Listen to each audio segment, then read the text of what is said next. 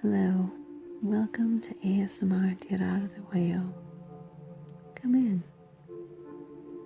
We have been listening to your requests for more sound assortment audios and have converted some of our more popular ASMR videos into podcasts for you to download and enjoy. You have found the 8th in this series, designed to help you relax and sleep, or just to keep you company. Audience feedback and requests are very important to everyone here, so please don't be shy. Welcome to Spring Sound Break.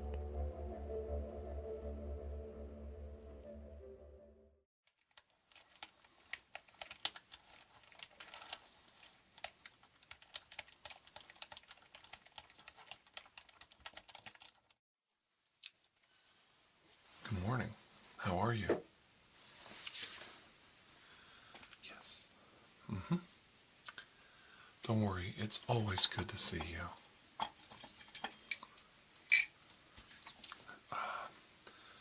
Gonna have a busy day. Lots of forms to fill out.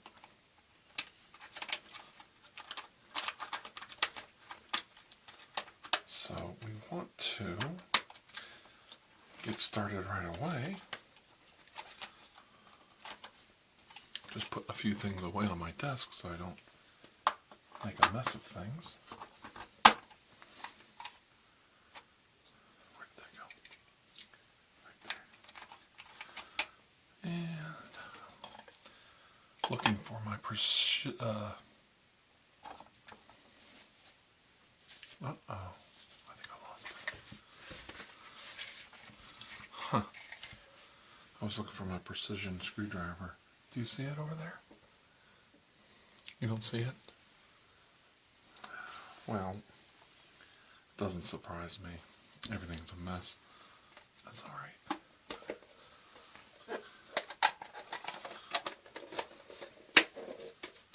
There we go. Very good.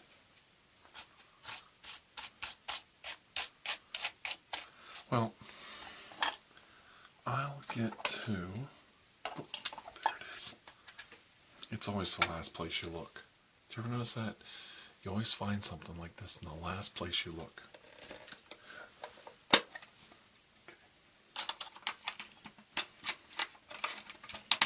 Click that in there. Good. Don't want to lose that. Great.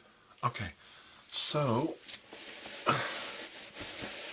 Oops, sorry. Didn't mean to bump the desk. It says here in my notes that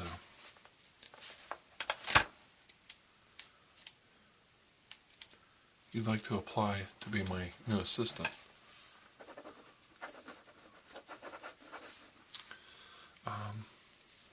Yeah, that'd be all right.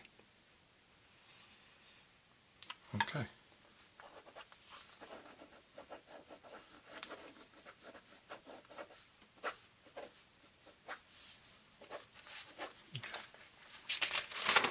Everything I see on your resume looks pretty good. Definitely, you've got the right idea.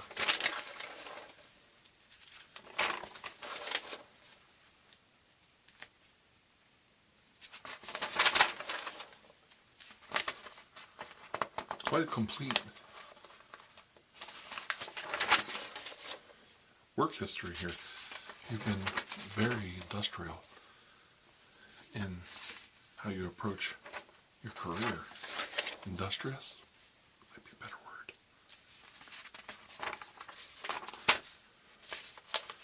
I see you're a veteran. It's very important. Just writing a few notes down for myself.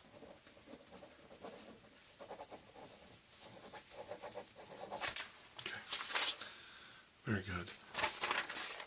Okay. I feel pretty confident. You seem like you've got a lot to offer. I have a small questionnaire. It's more my questionnaire than the department's, but I just have a few questions, if you don't mind me asking. Okay. And I have my portable keyboard. I find it's got a soft key touch. It's very small. Just plug it in here. It's electronic. Newfangled. There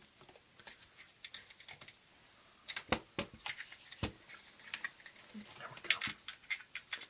Okay.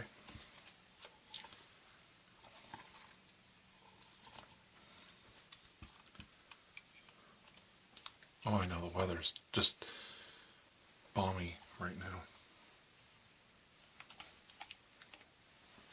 All right. So if you don't mind me asking, your name, your full name, not the name you use in your resume, but your full birth name.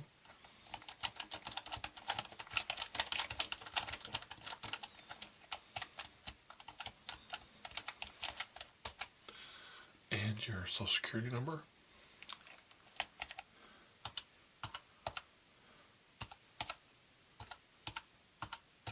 There. Very good. And your place of birth, where you were born.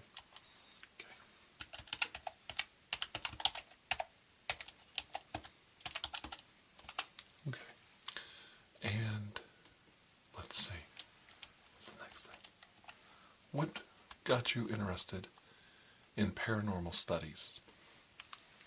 You can elaborate. I can type very quickly. Okay.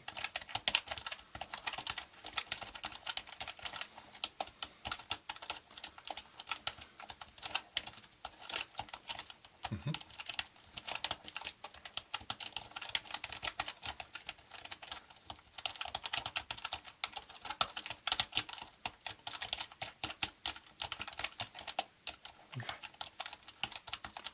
And what age was that where you began to realize you had these interests?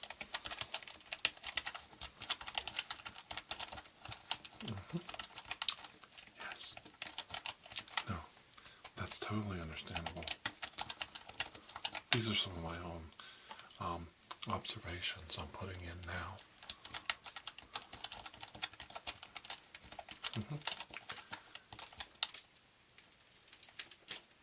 It's very important you just speak fluidly and naturally and just tell me basically, your history. So you had a paranormal event in your life. Okay. What date was that? The exact date, day, and time. Okay.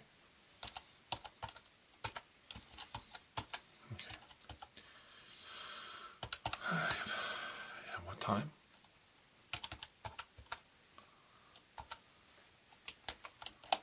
Okay. Okay. Wonderful.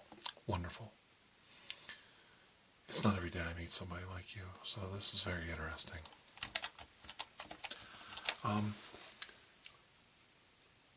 That was a very interesting year. There was a lot going on then. Yeah. We were in the throes of the Great Depression. It was a very troubling time. The New Deal hadn't really taken effect yet. So there was a lot of doubt that was going to work out. But we all believed in Roosevelt, didn't we? God rest his soul. I always admired Eleanor. Have you met her? No, something else. When I'm looking for an assistant, your reactions to different stimulus questions become of great importance. I need to know how you're going to act in the field.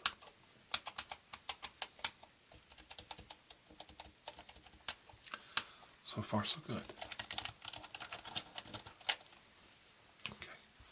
For this next part of the test, if you want to call it a test, I need to do something a little odd. Do you read comic books? You do. What's your favorite, by the way?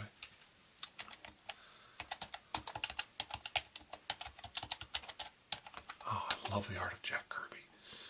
The stories of Captain America and Bucky, yes. And the Guardians. The Guardian, I take that back. And the Newsboys. Oh, I love the Newsboys. Well, Superman's good, but there's something cool about the Newsboys.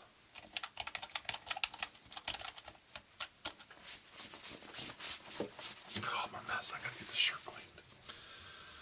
Well, you know in the comic books, you look in the back, and there is a advertisement for X-ray glasses.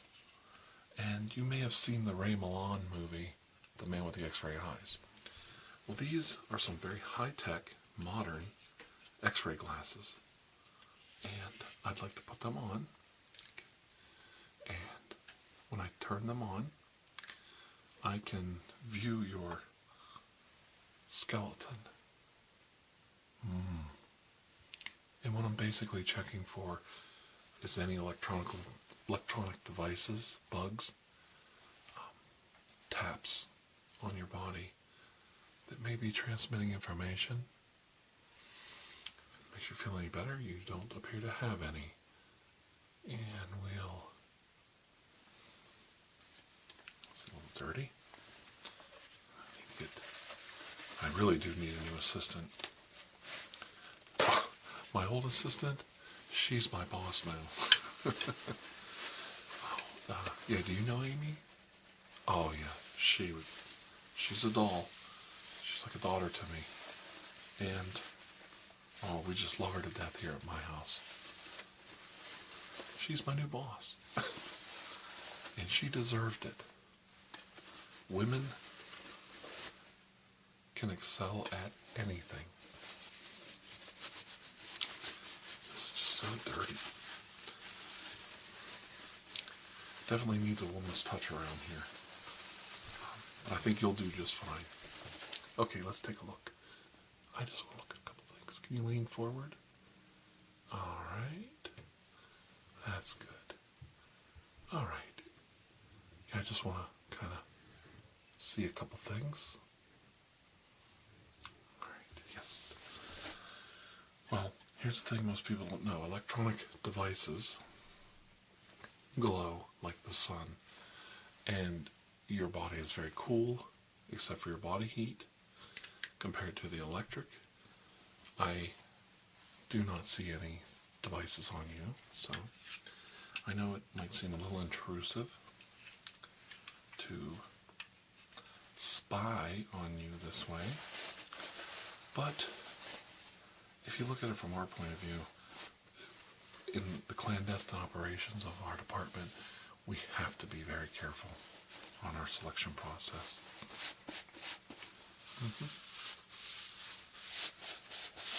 Okay. So, that done. My next question. I don't see a wedding ring. Are you married?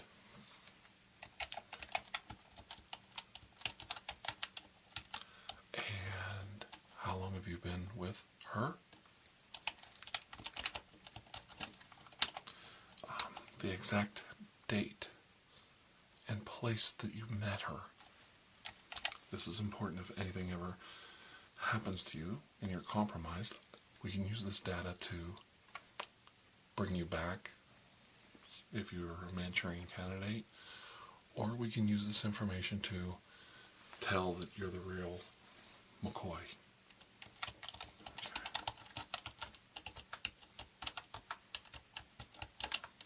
Very good. Are her parents still alive? Are your parents still alive? Well, I'm just the age of your parents.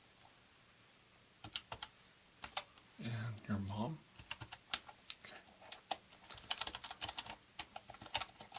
Do you have any siblings? Okay. 2. Okay.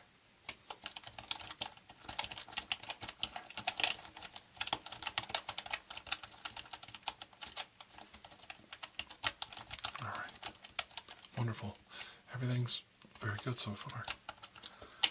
You know, we're not even done with the process. I want you to know that you're very more than likely my new assistant.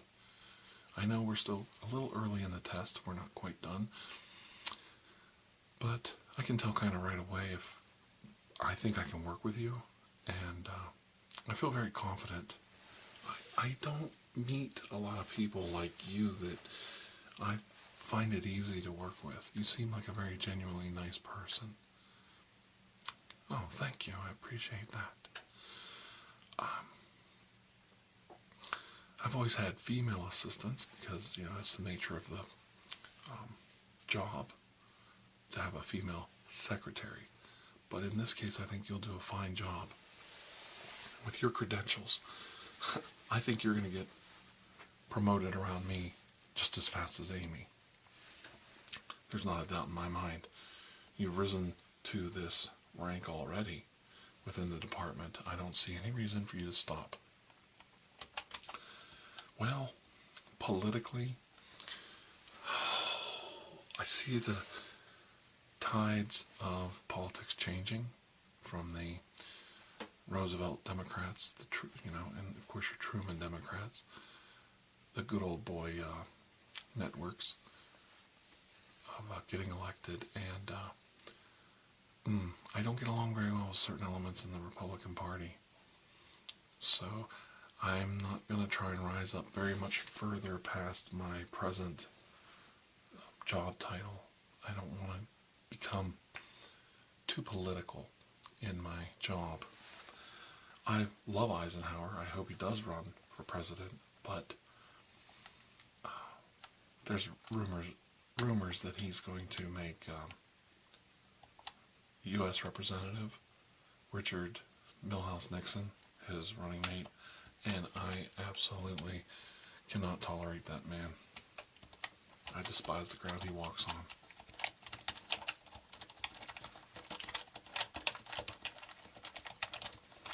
Well, I'm sorry you feel that way. I will tell you that it doesn't bother me one bit who you vote for. It doesn't bother me what party affiliation you have. I'm not a Democrat either. I'm more of an independent voter myself. I just think that, well, I was a big fan of the New Deal, so it was very important to me to, give the president a chance. I thought we as a society needed to do that. He helped pull us out of the Great Depression, and he helped us win the war. I mean, the man literally,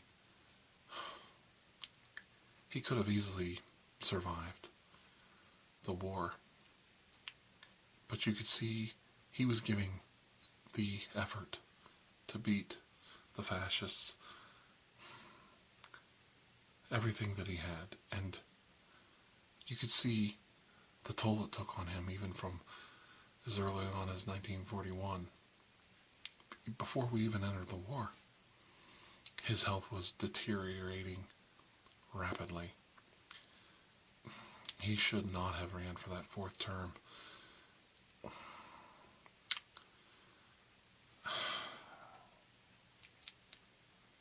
They were a team, FDR and Eleanor. That dynamic duo, Batman and Robin, if you ask me. I don't know which one was Batman and which one was Robin. Yes, it's true, and you may have heard that he was a little bit of a philanderer and player, but he was deeply devoted emotionally to Eleanor. She was his confidant, his right and left hand.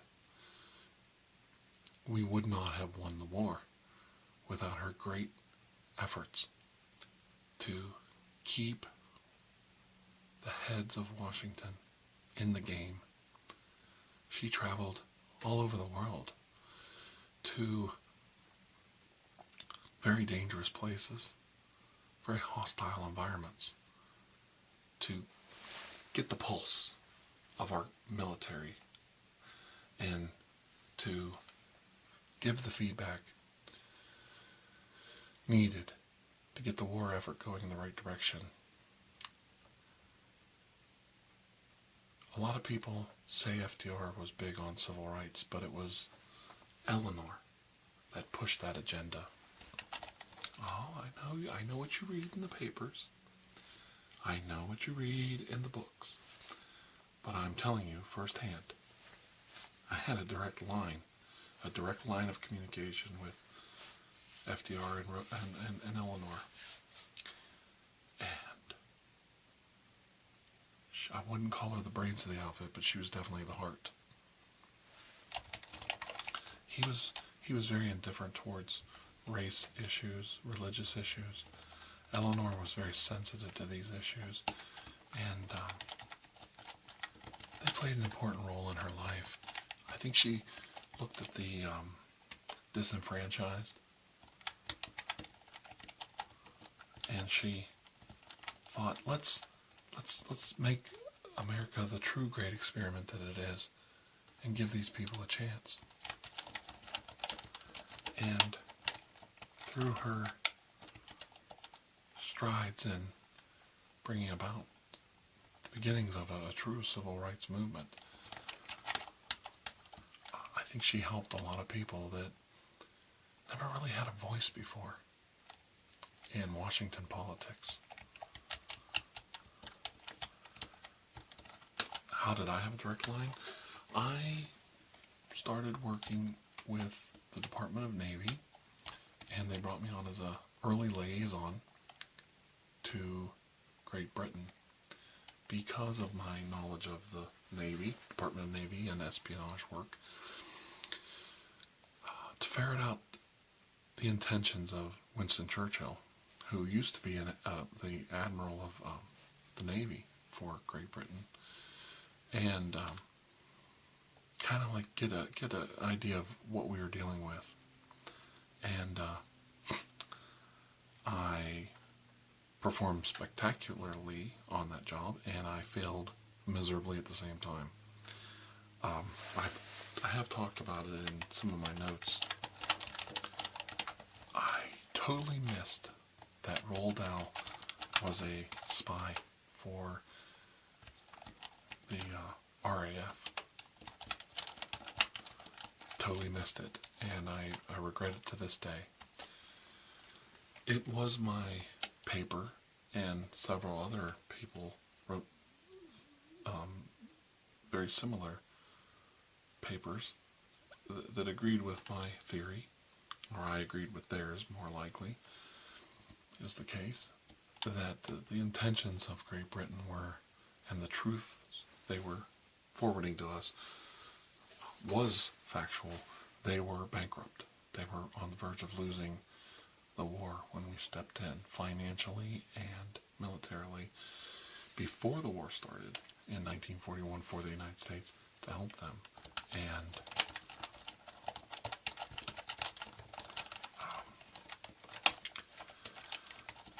I was able to communicate well with Churchill and his staff, so they put me on to help form the OSS, counter-espionage, and I stayed connected to the Department of Navy, and I traveled in North Africa, Sicily, Greece, most of the Middle East. I ended up in Italy, and then I was in southern France pretty much till the end of the war. I was part of a detachment that was making sure that we put an end to Nazi aggressions towards supernatural and paranormal entities and objects, for lack of a better term. The Monument Men, you may have heard of them, helped protect and curate and recover stolen Nazi artwork. My job was to make sure they didn't get their hands on the vampiric curse. For instance, the werewolves of Europe had to be either eliminated or captured and taken away from the Nazis. They at one time did have a very small brigade of weremen, werewolf troops, shock troops. They found them almost uncontrollable to a point. There was a high suicide rate among that division. It wasn't as successful as they thought. They tried to get their hands on Prometheus. I stopped them there. We captured Prometheus. And I was able to rescue most of the known lycanthropes in France by the end of the war.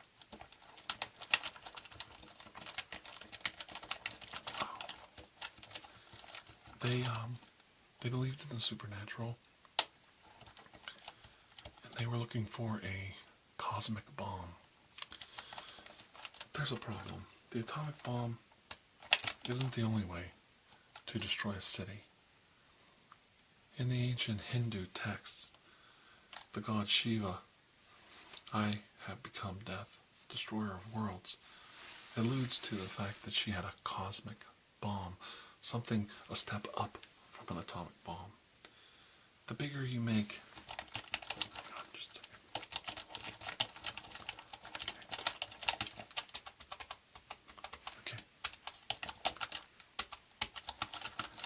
The bigger geometrically you make an atomic bomb,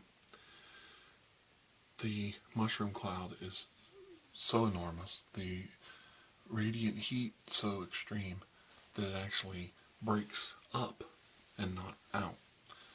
The Russians have on paper something called the Tsar bomb, a 50 megaton bomb. Yes, it would devastate the ground structures for miles in radius, but it wouldn't be as destructive as you believe it to be. It would actually explode out into the atmosphere. The mushroom cloud would actually break the atmosphere to the point where you're not truly gaining any more radius to your destruction. And so what did Shiva have? Shiva and the cosmic bomb to destroy a world. How do you crack the mantle of the earth? This hasn't been found yet. We've been doing a little research on bombs that actually have a uranium and carbide tip, and they can penetrate the ground.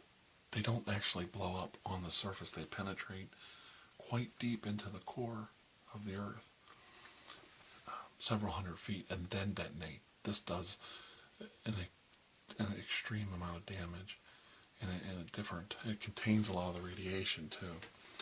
But even these bombs are failing. You almost need a drill, a bomb that can self-tap, drill into the planet.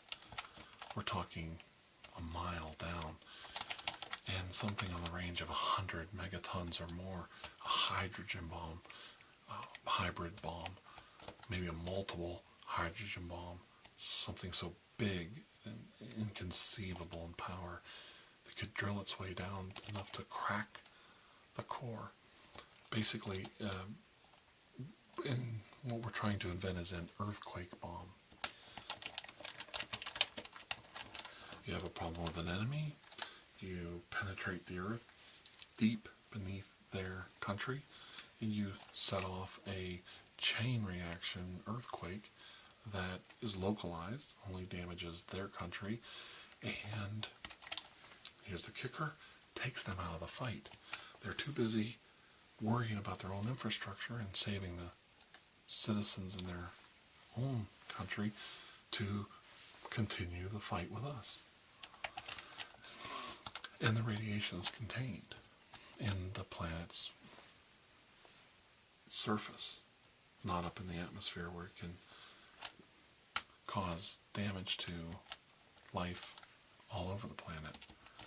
Now, I'm sure you're aware of how nuclear fallout from the deserts out west is affecting the entire United States.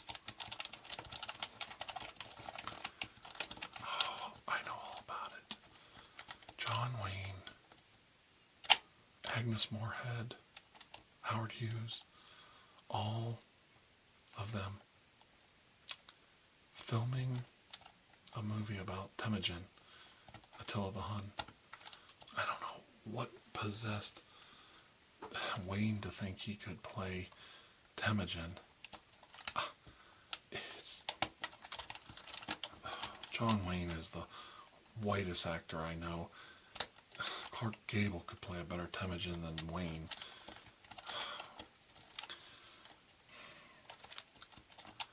Well, anyway, he isn't even the right height. Temujin was very short. Wayne's a big guy. It would be like me playing Charlie Chaplin. It just doesn't work. I'm 6'4". Chaplin, I mean, you know, I'd look like a moron.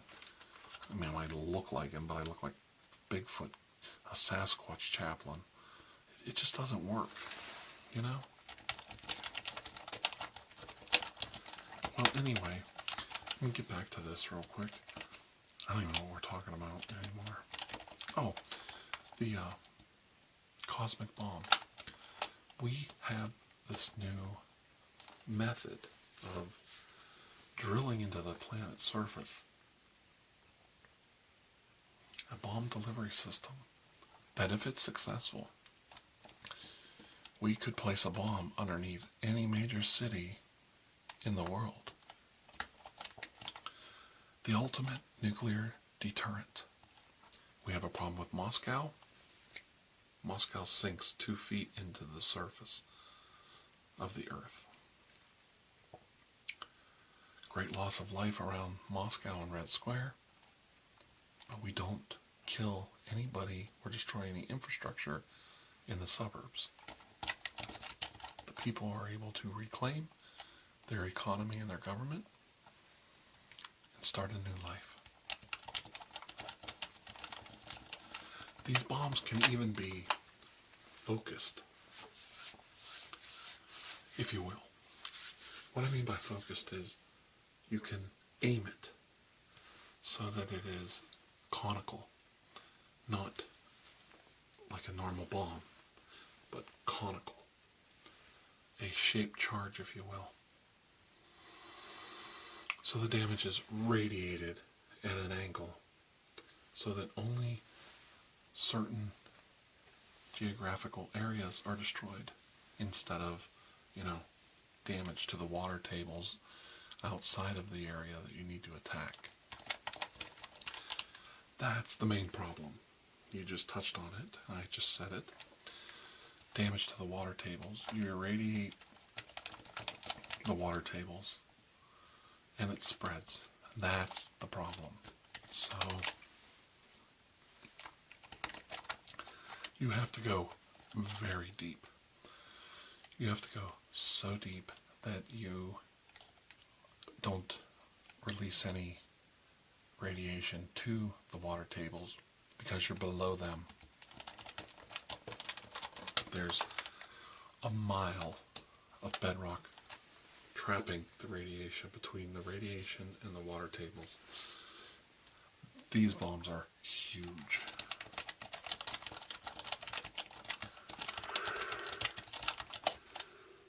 Excuse me. I'm a mess. I need a vacation. I really do.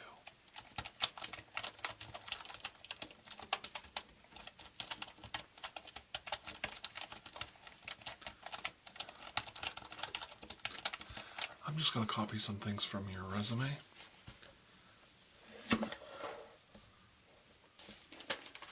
Some of your work history. Okay. Thank you. Thank you very much.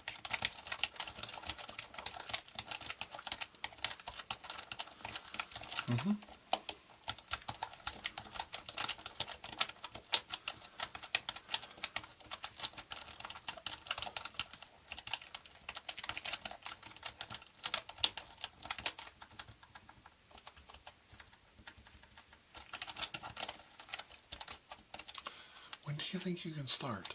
If I give you a hiring date?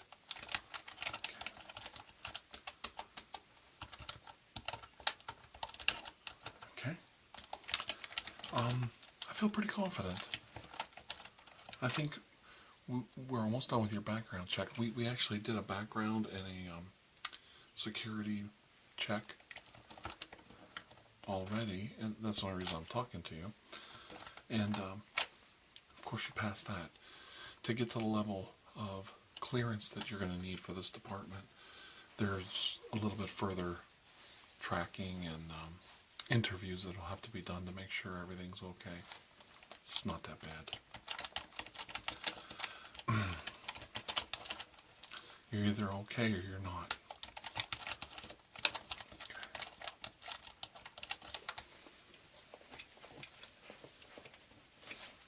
Excuse me.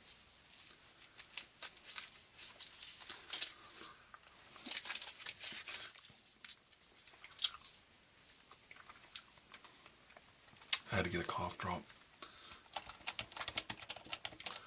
All right.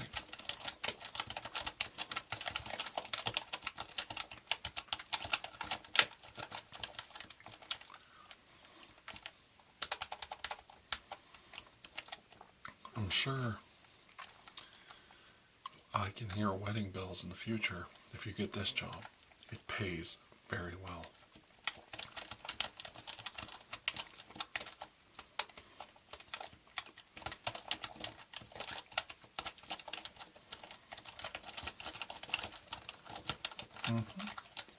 Very good. Okay. All right.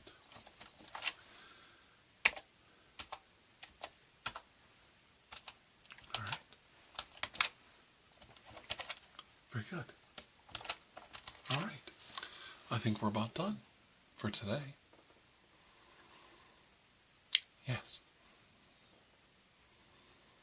Well, I'm glad. I'm very glad you have a background in nuclear studies. We could use another physicist around here.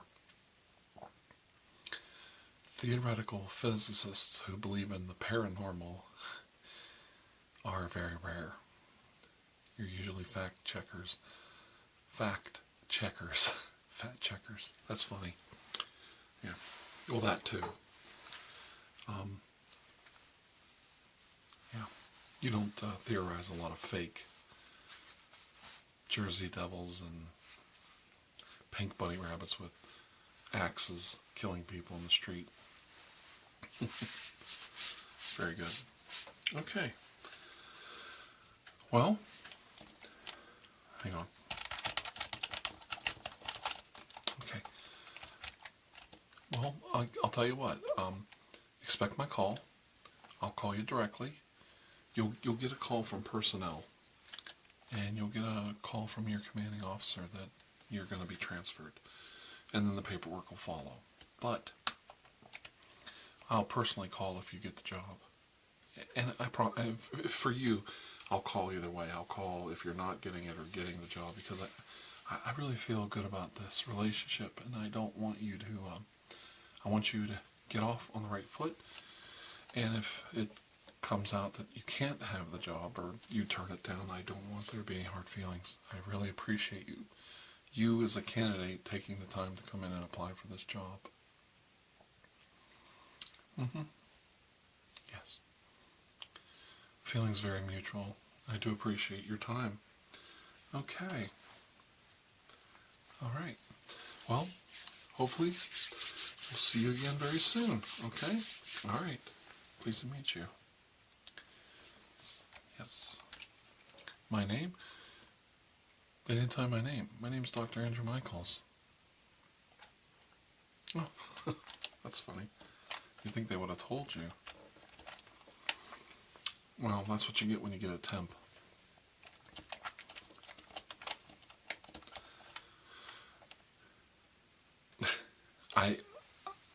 I know. You have to jump through all these hoops to get the job. But I call a temp service and they send, a double agent. I don't know who he is out there. He's minimum wage.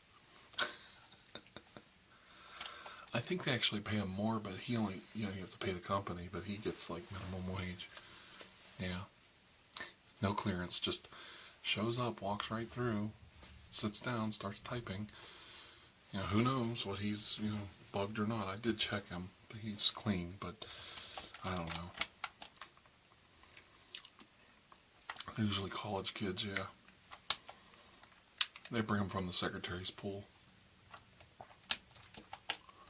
Okay. All right, well, he'll show you out, and thank you for coming today. It was a pleasure, and until I see you again, please have a most blessed day. Okay.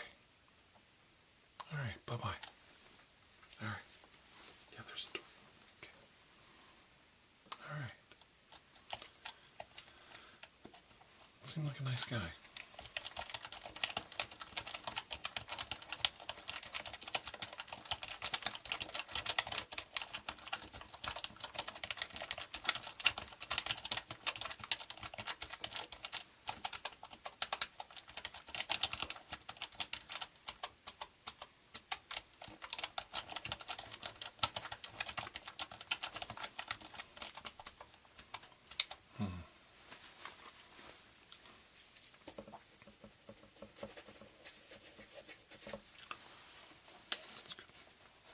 Now we sorted that out.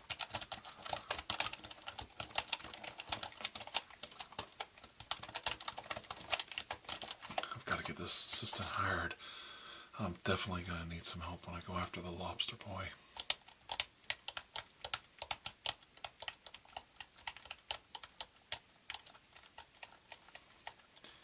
Where are you, Grady? Where are you, lobster boy?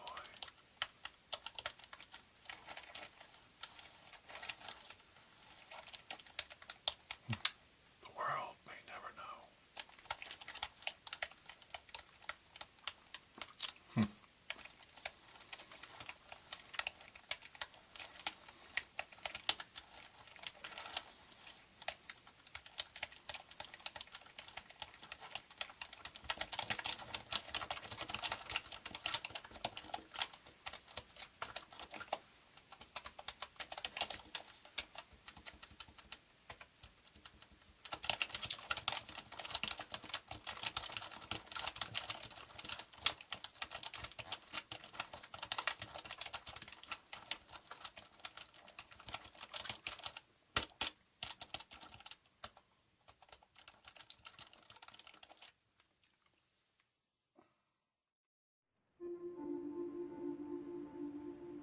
Thank you for joining us for ASMR TirarADeguello. Please take a moment to rate and review this podcast.